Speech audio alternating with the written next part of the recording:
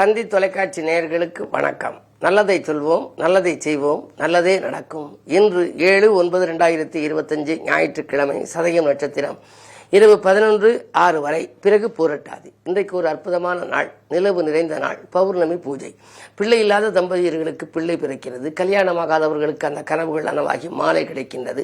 வேலை கிடைக்காதவர்களுக்கு வேலை கிடைக்கின்றது. நிலவு ஒளியிலே நாம் எதை நினைக்கிறோமோ நம்முடைய சிந்தனைகள் எல்லாம் வெற்றி பெறும் என்ற காரணத்தினாலே தான் இன்று ஆங்காங்கே இருக்கும் ஆன்மீகம் சார்ந்த மலைகளை எல்லாம் லட்சக்கணக்கில் மக்கள் சுற்றி வருகிறார்கள். அந்த அடிப்படையில் நீங்களும் அருகில் இருக்கும் சிவாலயங்கள் இருக்கின்ற இடத்திலே மலைகள் இருந்தால் அந்த ஆன்மீகம் சார்ந்த மலைகளை சுற்றுவது, மலைவலம் வந்தால் மகத்துவமான வாழ்க்கை கிடைக்கும் என்ற கருத்தை உங்களுக்கு தெரிவித்து, இன்றைக்கு நான் சொல்லுகிற ஒரு நல்ல கருத்து, இறைவனுக்கு அபிஷேகம் செய்வதனுடைய பலன். பால் அபிஷேகம், பன்னீர் அபிஷேகம், பன்னீர் அபிஷேகம் செய்தால் கண்ணீர் மாறுங்க. தயிர் அபிஷேகம், மஞ்சள் தூள் அபிஷேகம், இளநீர் அபிஷேகம் எல்லாம் இருக்குல்ல, இதற்கு ஒரு பாடலே உண்டு. என்ன பாடல் அப்படின்னா, அபிஷேகம் பால் என்றால் ஆயுள் தீர்க்கம், அடுத்ததுவோ தயிர் என்றால் குழந்தை வாய்க்கும். குழந்தை பேர் கிடைக்கணும்னா தயிர் அபிஷேகம் பண்ணணுமா. கவிழ்த்து இளநீர் ஊற்றின் பதவி கிட்டும். ஒரு பதவி கிடைக்கணும்னா இளநீரால் அபிஷேகம் பண்ணணும். ஏன்னா உயரத்தில் இருக்கிறது இளநீர். உயரமான ஒரு பெரிய பொறுப்புகள், பதவிகள் கிடைக்கணும்னா இளநீரால இன்னைக்கு பௌர்ணமி, இன்னைக்கு சிவாலயம் சென்று அபிஷேகங்களை பார்த்தா கூட போதும். அதுல இது மாதிரி இளநீர் அபிஷேகம் செய்தால் பதவி கிட்டும். கனகாபிஷேகம் செய்தால் பொருள் குவியும். சந்தனத்தால் அபிஷேகம் சாந்தி சேரும், மனச்சாந்தி கிடைக்குமா. தனி பஞ்சாமிர்தமனில் வெற்றி சேரும். பஞ்சாமிர்தம் அபிஷேகம் பண்ண அப்படின்னா வழக்கிலே கூட வெற்றி கிடைக்கும். அதே போல வந்த தேன் அபிஷேகம் கலை வாணியை வருகவென அழைப்பதற்கு ஏதுவாகும். சரஸ்வதி கடாட்சம் வேண்டும்னா தேன் அபிஷேகம் செய்யணும். குரல் வளம் இனிமையாக இருக்குமா. அன்னாபிஷேகம் எனில் சொர்க்கம் வாய்க்கும். அதுக்குதான் சோறு கண்ட இடம் சொர்க்கம். அன்னாபிஷேகம்னு ஐப்பசி மாதம் வரும். அப்படி செஞ்சோம் அப்படின்னா நமக்கு சொர்க்கம் கிடைக்குங்கிற. அன்னாபிஷேகம் எனில் சொர்க்கம் வாய்க்கும். அருந்தைல அபிஷேகம் சுகத்தை சேர்க்கும். தைல அபிஷேகம் சுகத்தை கொடுக்கும். எந்நாளும் இறை அதனின் அபிஷேகத்தை இயன்றவரை பார்த்தவர்க்கு துன்பம் நீங்கும். நம்ம செய்கிறமோ செய்யலையோ, அபிஷேகம் ஆலயங்களில் இறைவனுக்கு நடக்கின்ற பொழுது அதை பார்த்தாலே நம்முடைய துயரங்கள் துள்ளி ஓடும் என்று சொல்லி இன்றைய ராசி பலன்களை இப்பொழுது உங்களுக்கு வழங்கப் போகின்றேன்.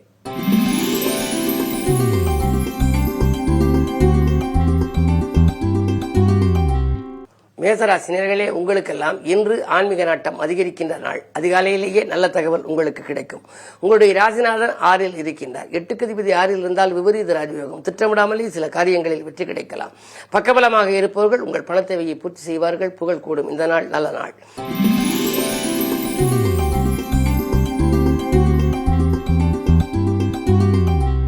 ரிஷபராசினியர்களே, உங்களுக்கு நினைத்தது நிறைவேறுகின்ற நாள். குடியிருக்கும் வீட்டால் ஏற்பட்ட பிரச்சனை அகலம். குழந்தைகளின் முன்னேற்றம் கருதி எடுத்த முயற்சிகளில் வெற்றி கிடைக்கும். 2லே குரு இருப்பதால் பணப்பழக்கம் அதிகரிக்கும். வாங்கல் கொடுக்கல்கள் சரளமாகவும் இருக்கும். அதே நேரத்தில் புதிய முயற்சிகளிலும் நீங்கள் ஆர்வம் காட்டுவீர்கள். அதில் வெற்றி உண்டு.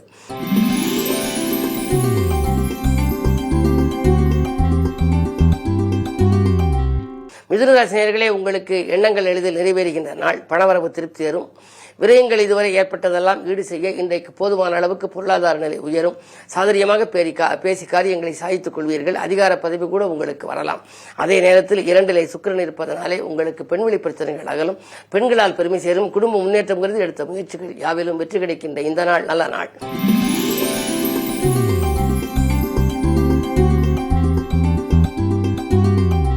கடகராசினியர்களே, உங்களுக்கு சந்திராஷ்டமம். எதை செய்தாலும் கொஞ்சம் யோசித்து செய்ய வேண்டும். இறைவனை பூஜித்து செய்ய வேண்டும்.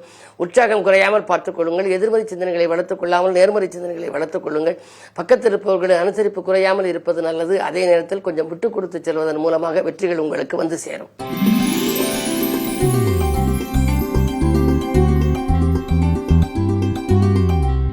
சிம்மராசினியர்களே, உங்களுக்கு ராசியிலேயே ராஜநாதன் சூரியன். சனியின் பார்வை இருந்தாலும் கூட சூரியனோடு புதன் இருக்கின்றார். லாபாதிபதி இருப்பதனாலே புத ஆதித்ய யோகம் இருக்கின்றது. உற்சாகத்தோடு செயல்படுவீர்கள். உறவினர் பகை அகலும்.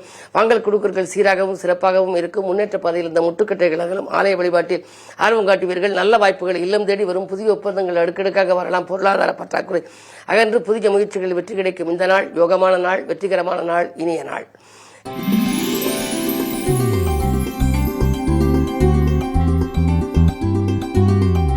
கன்னிராசினியர்களே, உங்களுக்கெல்லாம் அலைச்சலுக்கேற்ற ஆதாயம் கிடைக்கும் நாள். அதிகாலையிலேயே நல்ல தகவல் வரலாம், ஆதாயம் தரும் தகவல் வரலாம்.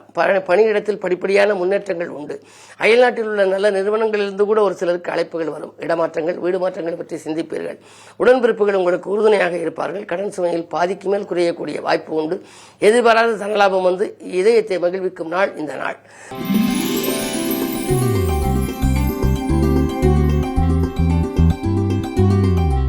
துலாம் ராசி நேயர்களே, உங்களுக்கெல்லாம் சோதனைகள் நீங்கி சாதனை படைக்கின்ற நாள். சொல்லை செயலாக்கி காட்டுவீர்கள். வீடு மாற்றம், இடமாற்றம் பற்றிய சிந்தனை அதிகரிக்கும். சாமர்த்தியமாக பேசி காரியங்களை சாய்த்துக் கொள்ளும் உங்களுக்கு இன்று அதிகாலையிலேயே நல்ல தகவல் வரப்போகின்றது. திட்டமிட்ட காரியங்களை சிறப்பாக செய்து முடிப்பீர்கள். லாபம் எதிர்பார்த்ததை காட்டிலும் கூடுதலாகவே கிடைக்கும். ஆலய வழிபாட்டிலும் கவனம் செலுத்துவீர்கள். இந்த நாள் நல்ல நாள்.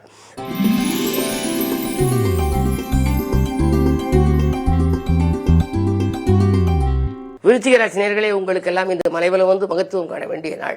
இன்றைக்கு நீங்கள் எந்த நேரம் செய்ய நினைத்தாலும் செய்ய இயலும். பிரபலஸ்தரின் சந்திப்பு பெருமையை சேர்க்கும். அதே நேரத்தில் உங்களுக்கு நீங்கள் உத்தியோகத்தில் இருப்பவர்களாக இருந்தால் மேலதிகாரிகள் உங்களுக்கு கேட்ட சலுகைகளை வழங்குவார்கள். இந்த சாதனைகள் நிகழ்ச்சி சரித்திரம் படைக்கின்ற அளவுக்கு உங்கள் வாழ்க்கை பாதையில் சில நல்ல மாற்றங்கள் வரப்போகின்றது. வருமானம் உயரும். புதியவர்களின் சந்திப்பால் புகழ் உங்களுக்கு கூட போகின்றது. அதே நேரம் 4ஆம் இடத்திலே சனி ராகு. பயணங்கள் பலன் தருவதாக அமையும். பழைய வாகனங்களை கொடுத்துவிட்டு புதிய வாகனங்கள் வாங்கி பயணிக்க வேண்டும் என்ற ஆசையை நிறைவேற்றிக் கொள்வீர்கள். லாபஸ்தானத்தில் செவ்வாய் இருப்பதால் பொருளாதார பற்றாக்குறை அகன்று புதிய முயற்சிகளில் வெற்றி கிடைக்கும். இந்த நாள் யோகமான நாள்.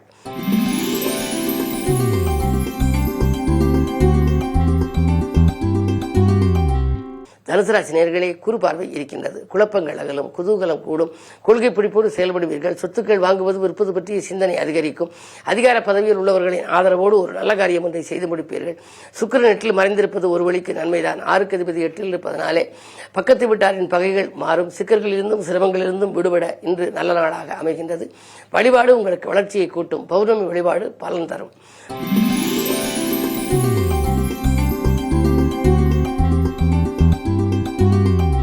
மகர ராசி நேயர்களே, இன்று அதிகாலையிலேயே உங்களுக்கு ஆனந்தமான தகவல் வரப்போகிறது. கேட்ட இடத்தில் உதவிகள் கிடைக்கும். உத்தியோகத்தில் உள்ளவர்களுக்கு நல்ல அதிகார அந்தஸ்துக்கு உயர்த்தப்படும் அளவுக்கு திறமைக்குரிய அங்கீகாரம் கிடைக்கப் போகின்றது. 2ல் ராகு. பணப்புழக்கம் அதிகரிக்கும். திரண்ட செல்வம் வரும் என்பார்கள். தொல்லை தந்தவர்கள் எல்லையை விட்டு விலகிச் செல்வார்கள். தொகை எதிர்பார்த்த இடத்திலிருந்தே நீங்கள் கேட்டபடி வரும். 8ஆம் இடத்திலே கேது. ஆன்மீக பயணங்கள் அதிகரிக்கலாம். ஆலய வழிபாட்டிலும் ஆர்வம் காட்டுவீர்கள். குடும்பத்துடன் குதூகல பயணம் செல்லும் யோகமும் உண்டு. இந்த நாள் நல்ல நாள்.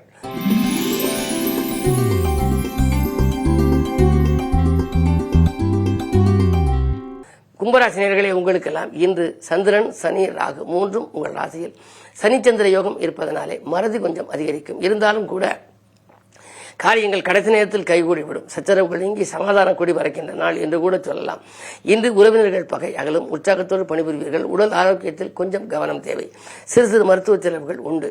அதே நேரத்தில் குருவின் பார்வை உங்கள் ராசியில் பதிகிறது. குரு சந்திர யோகம் இருப்பதனாலே திருமண வாய்ப்புகள் கைகூடலாம். பெற்றோர்களின் மணி விழாக்கள், பிள்ளைகளின் மனவிழாக்கள் போன்றவைகள் நடைபெறுவதில் இருந்த தடைகள் அகலும். இந்த நாள் சுப செய்திகள் அதிகம் வருகின்ற நாள்.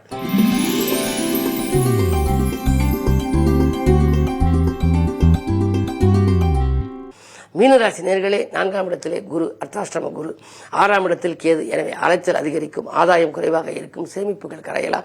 செல்வாக்கை தக்க வைத்துக் கொள்வது அரிது. எதையும் திட்டமிட்டு செய்து வெற்றி காண வேண்டும். நல்ல அனுபவமிக்கவர்களின் ஆலோசனைகளை கேட்டு புது முயற்சிகளை செய்தால் அதில் கண்டிப்பாக வெற்றி கிடைக்கும். 4ஆம் இடத்திலே குரு இருப்பதனாலே ஆரோக்கியத்தில் சிறு சிறு அச்சுறுத்தல்கள் வரலாம். கைவலி, கால்வலி, நரம்பு எலும்பு சம்பந்தப்பட்ட வகையில் பாதிப்புகள் ஏற்பட்டு அகலும். மருத்துவ செலவுகள் உண்டு. மாலை நேர பயணம் மகிழ்ச்சி தரும். ஆலய வழிபாடு அமைதியை வழங்கும். மேலும் விவரங்கள் அறிய தினத்தந்தி படியுங்கள்.